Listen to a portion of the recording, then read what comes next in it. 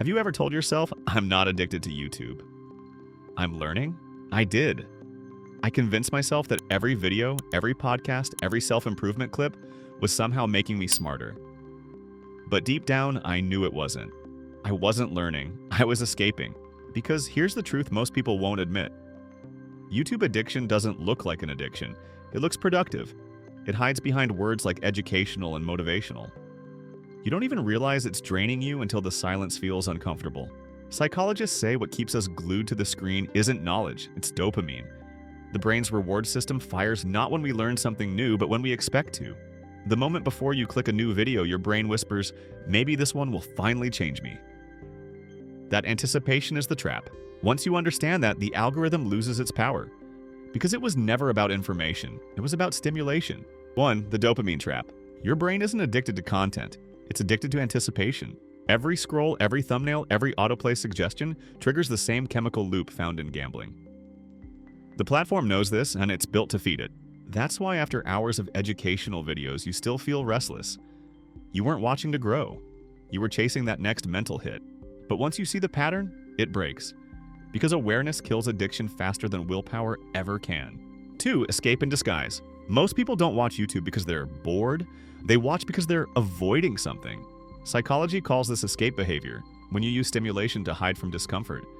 The unfinished project, the dream you keep postponing, the silence that reminds you of where you are. And YouTube is the perfect escape. It lets you feel productive while doing nothing. You tell yourself you're researching, but you're just delaying life. The irony is brutal. The more you escape your reality, the smaller it becomes. 3. Friction over force. You don't have to delete YouTube, you just have to make it harder to reach. Psychologists call this friction theory. Add a little resistance and habits lose their grip. Here's how it works. Move the app into a hidden folder. Log out every time you close it. Turn off autoplay and recommendations. And here's the rule that changed everything for me. Only watch what you search for. That one shift turns you from a consumer into a chooser. Suddenly, the algorithm isn't in control. 4. The hard reset. When you finally stop binging, your brain doesn't feel relief. It panics. It's been trained to crave constant stimulation, so when the noise stops, it feels like something's missing. The silence feels too loud. You'll feel restless, bored, maybe even empty. That's not failure, that's withdrawal. Not from YouTube or your phone, but from the endless rush of dopamine your brain got used to. But if you stay through that discomfort, something incredible happens. Within a few days, your brain starts to reset. You begin to feel small sparks of joy again, from finishing a task, having a real conversation, or noticing the colors of the sky at sunrise. That's not boredom fading. That's your focus returning. That's your mind remembering how to be present without needing a constant hit. And when that shift fully settles in, you notice something you hadn't felt in a long time. Quiet peace. It's not loud or exciting. It doesn't demand attention. It just sits there, calm, steady, and real. 5. The truth that hurts and heals.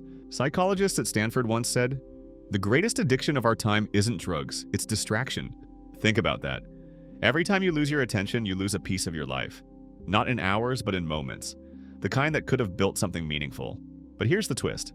Quitting YouTube addiction isn't about deleting the app. It's about deleting the version of you that can't control it. The version that scrolls out of habit, the one that trades purpose for dopamine. When you let that version die, something new is born. A mind that can't be manipulated and a focus that feels like freedom. The real victory isn't watching fewer videos, it's remembering what you wanted to do before you started watching them. Because every minute you reclaim from the algorithm is a minute that belongs to your real life. If you love understanding how psychology shapes your habits and how to take back control of your mind, hit subscribe. Not for the algorithm, but for awareness. Because this channel isn't here to steal your attention. It's here to help you take it back.